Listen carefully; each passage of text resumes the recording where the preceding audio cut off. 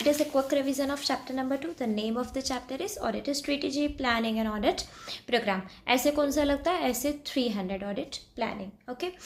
Yes.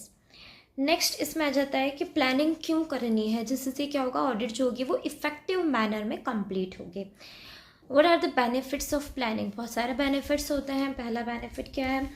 This is helping to devote appropriate attention to important area में हम appropriate attention provide कर पाएंगे. कोई भी प्रॉब्लम है, कोई भी इशू है, पोटेंशियल प्रॉब्लम को आइडेंटिफाई करके रिजॉल्व कर पाएंगे. जो एंगेजमेंट टीम है उनको प्रॉपर्ली ऑर्गेनाइज्ड कर पाएंगे.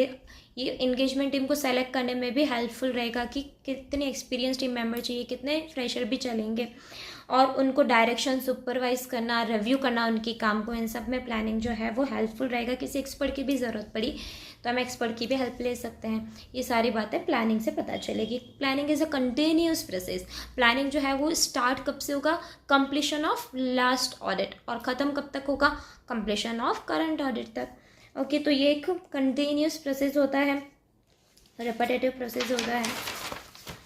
नेक्स्ट आ जाता है प्लानिंग के पहले क्या क्या देखें, क्या क्या ध्यान में रखें. एक तो कितना रिस्क असेसमेंट प्रोसीजर के लिए एनालिटिकल प्रोसीजर्स कितना लगाना है. एक बार पूरी एंटिटी की जनरल अंडरस्टैंडिंग लेनी है कि लीगल स्ट्रक्चर क्या है, रेगुलेटरी स्ट्रक्चर क्या है, फ्रेमवर्क क्या है, मटीरियलिटी डिटरमाइन करनी है, किसी एक्सपर्ट की ज़रूरत पड़ेगी कि नहीं पड़ेगी, और अदर असेसमेंट प्रोसीजर्स क्या क्या लग सकते हैं. ये सारी बातें एक बार प्रायर आइडेंटिफिकेशन के लिए. अगर एक बार प्लान बन गया तो क्या खुद के पास रखे? नहीं, एक बार टीम मेंबर्स के साथ में बात करो और मैनेजमेंट के साथ में भी डिस्कस करो कि हम ऑडिट करने आ रहे हैं. ऐसा पता चला कि हम ऑडिट करने गए और कंपनी में लॉक लगा हुआ है, तो एक बार मैनेजमेंट से डिस्कस करो कि हम इस टाइम पर इस तरह से ऑडिट करने के लिए आ रहे हैं, और सारे टीम मेंबर्स के साथ में भी प्लान डिस्कस होगा.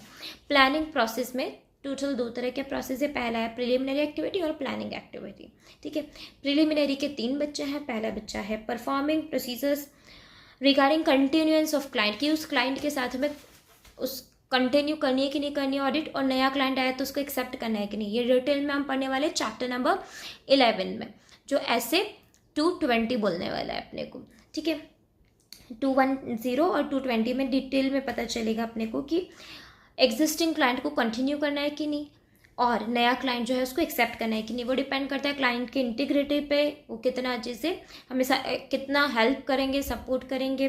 ठीक है, इन्फॉर्मेशन जो भी नए क्लाइंट की है वो सारी हमें एक बार देखनी पड़ेगी. इंटीग्रिटी देखनी पड़ेगी उसकी. प्रीवियस ऑडिट में अगर कुछ मैटर्स अराइज हुए थे तो वो भी चेक करने पड़ेंगे, और अगर पिछले ऑडिटर से, ये ऑडिटर अभी बदला है तो पिछले ऑडिटर से एक बार